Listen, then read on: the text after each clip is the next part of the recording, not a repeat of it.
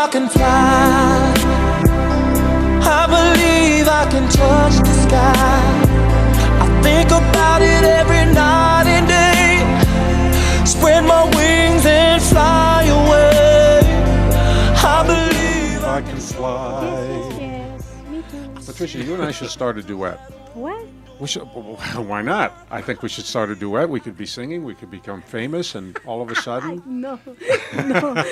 Just put me to make money and create jobs and That's create enough. new businesses. But don't put me to sing. I'm really bad.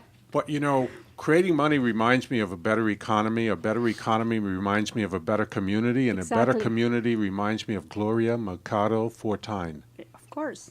That's exactly what that reminds me. We only invite people that are successful here. Yeah. Now, Gloria, I know the answers to these questions, but I want our listeners to get the answers to these questions.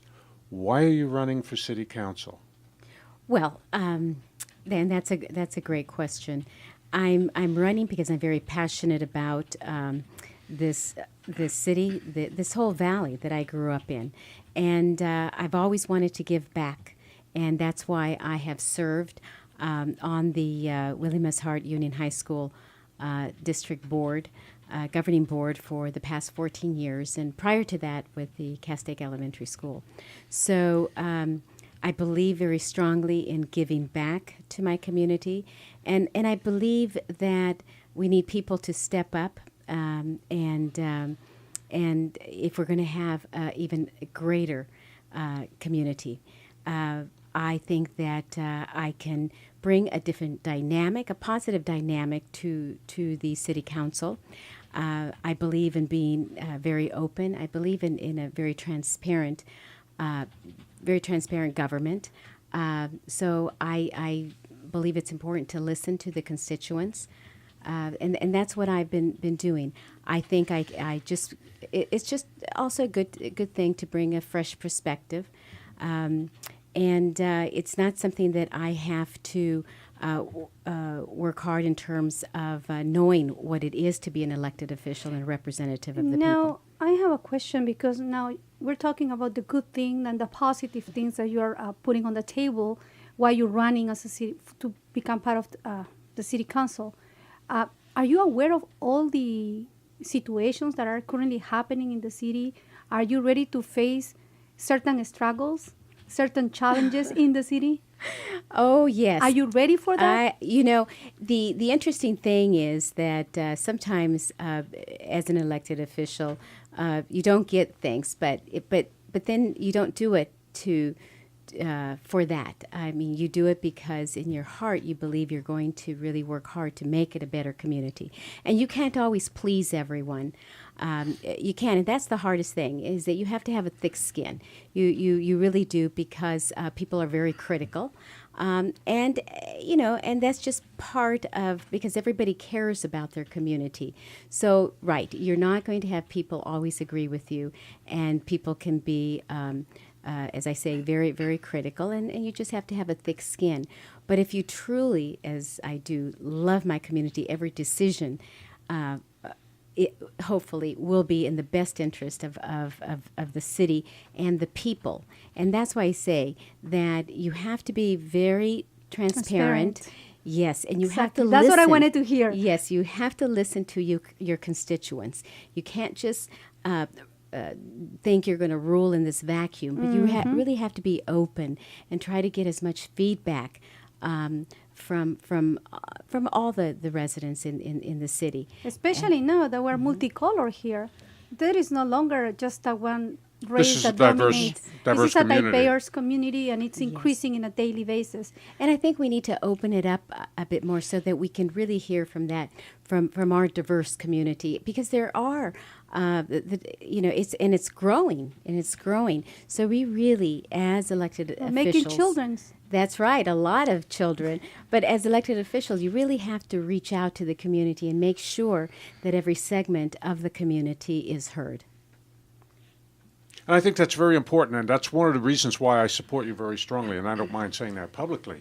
Me too. You are a great listener, and representing the people starts with listening. If I'm going to represent you, I need to know what you want, what your interests are, what your fears are, what your desires are, what you aspire to be and how you aspire to get there. Our community, remember, started many years ago, but we didn't become a city until 1987. Right. All right, so we're basically 25 years old as a Right. city. 1987, that's the year that I arrived here. Yeah. That's the year that When I you arrived arrived, from we Peru. became And that a was our city. inspiration. Oh In your honor. That's amazing. But What a so coincidence.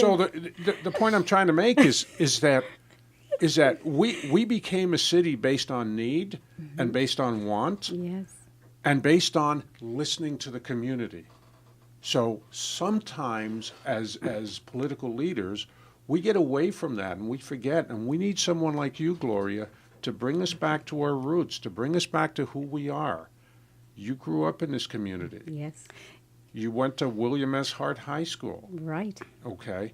So did Bruce. So did Bruce. Okay. So as a team, you guys know this community better than the great majority of the people that are here.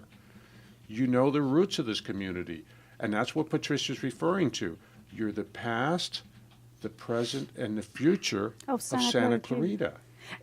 Before we close this segment, just a minute of 45 seconds. Give me a message for the teenagers in our community. Well, the teenagers or youth, I know we tend to say this a lot. The youth, they are our future. And but it's so true. It is so true because by 2020, the number of people that are going to be seniors is phenomenal. I mean, and so we need the youth to really take care of Exactly. everyone, right? But really, the youth are our future, and that's why I'm very passionate about education, and also trying to get our youth ready to meet the needs of the future, and Right. in things that we may not even know what that future is going to be, but we know what skills our kids are going to need, to be to adapt to change, to have those high technical skills to really to be ready for that future. And that's the other exciting part of what is our future for our city. I mean, it's a wonderful city, but how do we maintain it and then take it to the next level? Exactly. And we really need to be planning for the future. That's why you are that the we future. don't know. That's Well, why you are thank the you. future. I'm putting my money on Gloria Mercado Fortin. I'm putting my money, my effort, and my whole support about that. There you go. Okay. Thank you very much. We're going to have to take a break now. This is the Power Woman Business Center on your hometown station, AM 1220 KHTS.